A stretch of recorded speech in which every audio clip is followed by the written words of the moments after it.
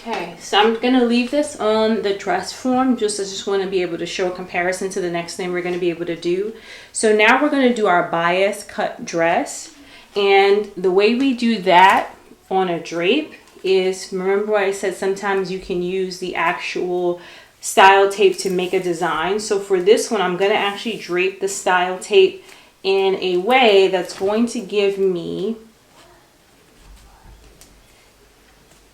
a dress that sort of looks like this, a nice cute little summer dress. So I'm just going to take it, tuck it in there, and I'm going to get that shape there, and then I'm going to move it just under the armhole, just past the side seam, and we can already see that shape coming together. So I got my straps, which are going to be here, and then I have the bust area outline.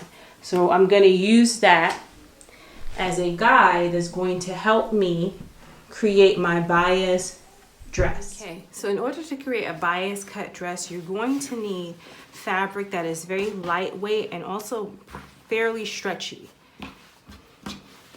and has the ability to visibly stretch in many directions. Once you have that, inside your notes it does say that the length should be about 45 by 45. Because I am using, once again, the half scale model, I'm not measuring at about the same length and width. However, it still stands that you should have a square piece. So you don't want to have an odd shape. You want to make sure you're consistent with a square piece for your bias dress, and then you want to cut two, one for front and one for back. I'm using a half scale, but I would recommend going with the book, so it's a little over a yard for the book. So what I'm going to do now is, remember we said in this direction we have our lengthwise grain, in this direction is our crosswise. Like we covered in textiles, anything going in this direction is going to be called bias.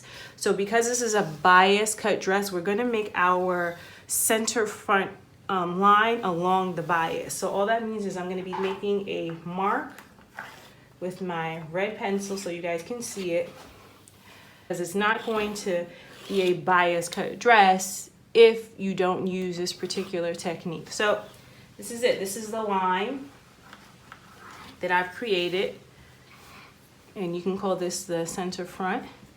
Do the same thing for the back and call it the center back. Once those pieces are prepped, we're going to go back to our dress form. Okay, so now we have our pieces prepped. I have my fabric here. I'm going to locate that initial center front bias. So here it is. I have my line. So as you can see, it's out like this. You can see that it's at its points. So we're just going to drape it down like that over the dress form. And we're going to match that center front up, just like we did with the first dress. Okay. I'm just going to follow that center front line.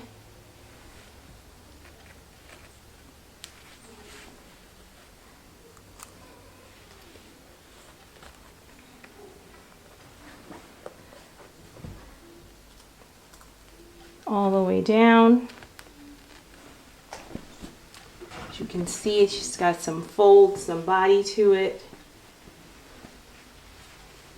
Okay. I'm going to go back up this way. Because we're going to lose some of this excess, because we said we were following, let me just pin that back so you can see it better. Because we're actually going to recreate this look right here, this strap, I would just take my pencil and I'm going to feel around for that shoulder strap, and I'm going to mark being able to see through, mark for that style that I have for the front of the dress.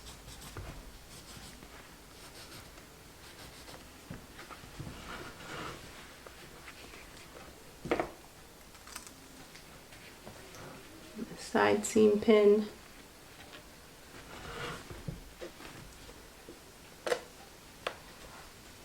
Okay.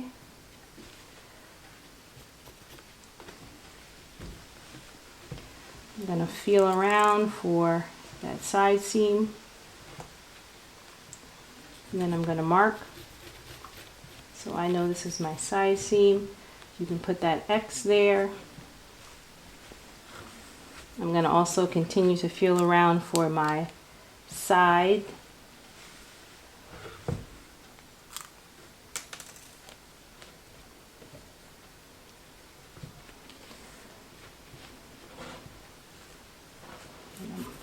I'm going to rub the pencil along the side seam. Okay, just a little bit.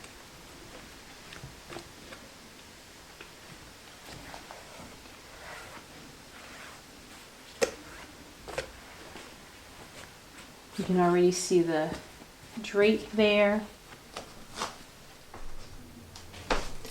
Okay, so once we've got it nice and smoothed out, we have a nice little drape going. What I'm going to go in and do is first cut a little bit off the side seam to give us some room to work.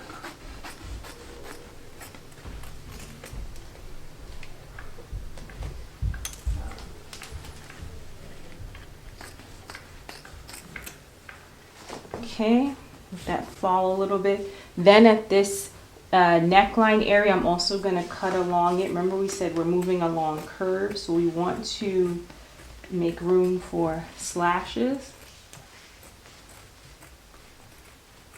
So I'm just going to go in and slash at that area.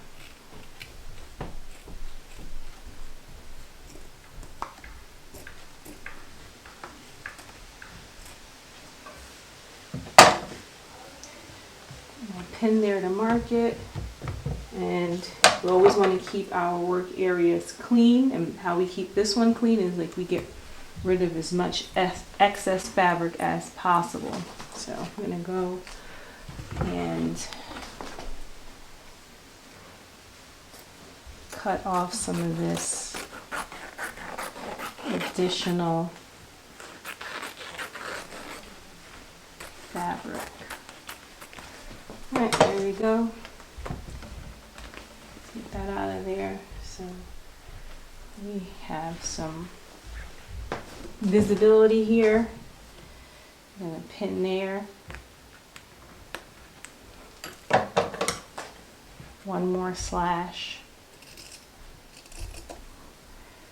there. Okay. So now we're starting to see sort of like the flow that our bias dress has. We can reduce some of that slashing so it's not folding over too much.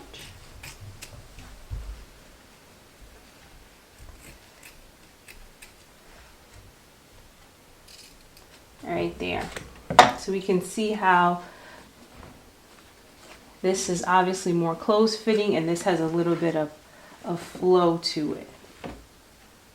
Okay, we're also going to create a slash in the waist here. Pull it away a little bit.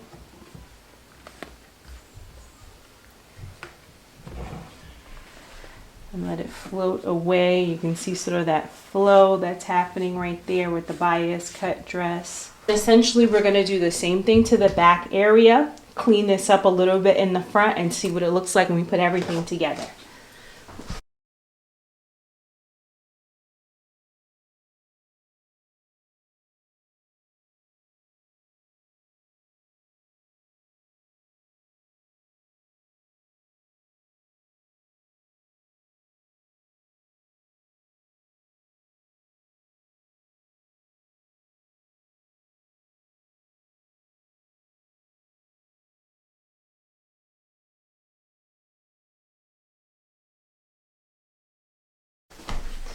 So here we have it, our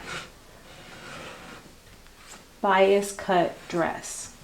And as you can see, the difference is simply the way the dress hangs, the way it stretches. Here we have the shift dress, which is essentially just straight up and down. It's molded to the body. It's very fitted.